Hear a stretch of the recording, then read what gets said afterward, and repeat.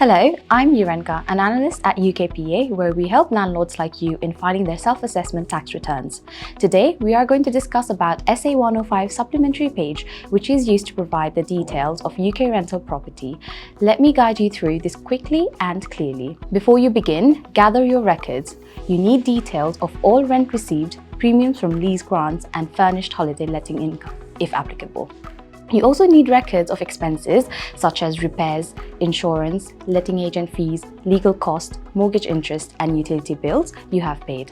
The form starts with some basic questions where you need to enter the number of properties you rent out, if your property income has ceased if you let property jointly, and lastly, you can claim rent-a-room relief with rents of £7,500 or less by letting a furnished room in your main home, provided you live in the property and share it with the lodger.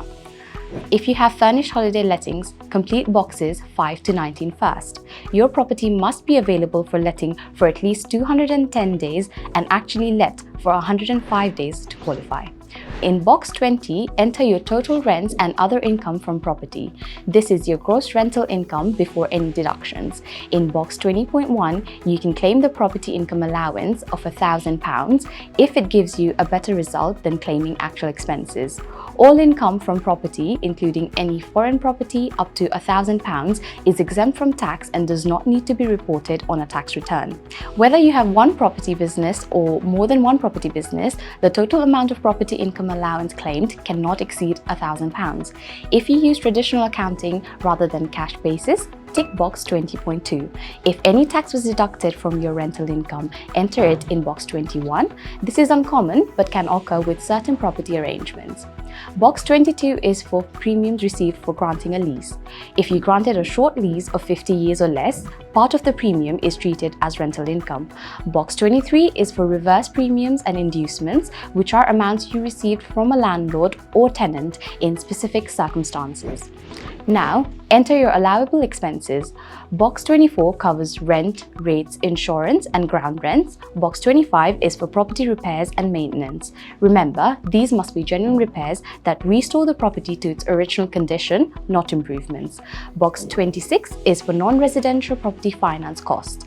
This includes mortgage interest on commercial properties, which can still be claimed in full as an expense. For residential property mortgage interest, you cannot claim it here. Instead, it goes in box 44 as residential property finance costs. You can no longer deduct the full expense. Instead, you receive a basic rate tax credit of 20% on these costs. Box 27 covers legal, management, and other professional fees. This includes accountancy fees, solicitor fees, and property management charges. Box 28 is for cost of services provided, including wages. If you employ anyone, such as a gardener, cleaner, or property manager, enter those costs here. Box 29 covers other allowable property expenses not included elsewhere, such as advertising, telephone costs, or travel expenses related to your property business. Box 30 is for private use adjustment. If you use any property for personal purposes, you must reduce your expense claim proportionately. Boxes 31 to 35 covers capital allowance. Box 36 is specifically for cost of replacing domestic items in residential lettings, such as furniture, appliances, and soft furnishings. Rent-a-room relief allows up to £7,500 or £3,750 if let jointly, tax-free if you let rooms in your main home. If you are claiming rent-a-room relief but your income exceeds £7,500, enter the exempt amount in box 37. Calculating profit or loss. The form calculates your adjusted profit in box 38. If you have losses brought forward from previous years, enter them in box 39. Your taxable profit is shown in box 40. If you made a loss this year, it appears in box 41. You can sometimes set losses against your other income for the same year, shown in box 42, though this is unusual for property losses. Most losses are carried forward and entered in box 43. Reviewing and submitting. Check all your figures carefully. Common mistakes including claiming improvements as repairs, missing allowable expenses, and entering residential mortgage interest in the wrong box. Payment and record keeping. Any tax due must be paid by 31st of January. You may also need to make payments on account if your bill exceeds £1,000. Keep all property records for at least 5 years. This includes tenancy agreements, invoices, receipts, bank statements, and mortgage records. When to get help? Consider professional advice if you need any help.